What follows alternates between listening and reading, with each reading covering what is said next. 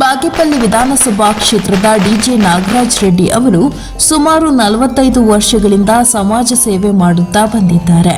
ಅವರು ಅಪಾರ ಅಭಿಮಾನಿ ಬಳಗವನ್ನು ಹೊಂದಿದ್ದು, ಇಂದು ಅವರ ಮಗನಾದ ಡಿಜೆ ದೀಪಕ್ ಗೌಡ ಅವರ 28ನೇ ವರ್ಷದ ಹುಟ್ಟುಹಬ್ಬವನ್ನು ಅವರ ಗೆಳೆಯರು ಹಾಗೂ ಅಭಿಮಾನಿಗಳ ಜೊತೆ ಆಚರಿಸಿಕೊಂಡರು. ಹಾಗೂ ಈ ಕಾರ್ಯಕ್ರಮದಲ್ಲಿ ಅವರ ಆಪ್ತ ಗೆಳೆಯರಾದ ಪ್ರಜ್ವಲ್, ರಕ್ಷಿತ್, ದೇವರಾಜ್, ನರೇಶ್ ಅವರಿಗೆ ಶುಭಾಶಯ ಕೋರಿದರು. ಅವರ ಕನಸು ನನಸಾಗಲಿ, ಆ ದೇವರು ಅವರಿಗೆ ಆರೋಗ್ಯ, ಆಯಸ್ಸು ಕೊಟ್ಟು ಕಾಪಾಡಲಿ. ಸ್ಪರ್ಧಾ ನ್ಯೂಸ್, ಬೆಂಗಳೂರು.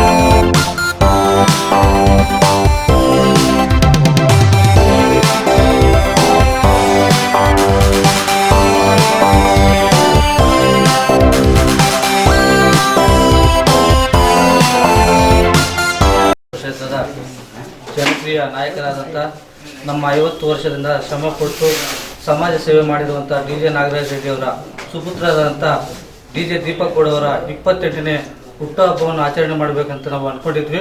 ಕಾರಣಾಂತರಗಳಿಂದ ಅಲ್ಲಿ ಬರೋಣ ಅಂದರೆ ಇದು ಕಾರಣಾಂತರಗಳು ಬರೋಕ್ಕಾಗಲಿ. ನಾವೇ ಬೆಂಗಳೂರು ಬಂದಿದ್ವಿ. ಗುರುವಾಡ ತಾಲೂಕು, ಬಾಗೇಪಲ್ಲಿ ತಾಲೂಕು ಎರಡು, ಬಾಗೇಪಲ್ಲಿ ವಿಧಾನಸಭಾ ಕ್ಷೇತ್ರದಿಂದ ನಮ್ಮೆಲ್ಲ ಕಾರ್ಯಕರ್ತರು ಬಂದು ಅವ್ರಿಗೆ ಶುಭ ಹಾರೈಸ್ತಾ ಇದ್ದೀವಿ. 100 ವರ್ಷ ಚೆನ್ನಾಗಿರಲಿ, ನಮ್ಮ ಸಮಾಜ ಸೇವೆ ಹಿಂಗೆ ಮುಂದುವರಿಸ್ಕೊಂಡು ಬರಲಿ ಅಂತ ನಾವು ಹಾರೈಸ್ತಾ ಇದ್ದೀವಿ.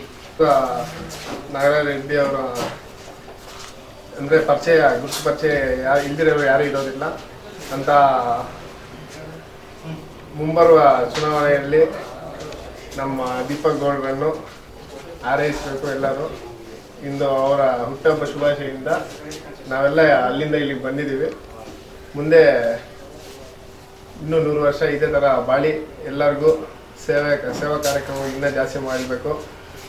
ಮುಂಬರುವ ಚುನಾವಣೆಯಲ್ಲಿ MLA ಆಗಿ ನಿಲ್ಲಬೇಕು ಇಷ್ಟೇಳಿ ನಾನು ಧಾರವಾಡ ಜಿಲ್ಲಾ ಕಳಗಡಿ ತಾಲೂಕಿನಿಂದ ಒಂದು ನಾವು ನಮ್ಮ ಸ್ನೇಹಿತರೆಲ್ಲರೂ ಸೇರಿಕೊಂಡು ಸಮಾಜ ಒಂದು ಸಪೋರ್ಟ್ ಹಿಡ್ಕೊಂಡು ಸಾಮಾನ್ಯ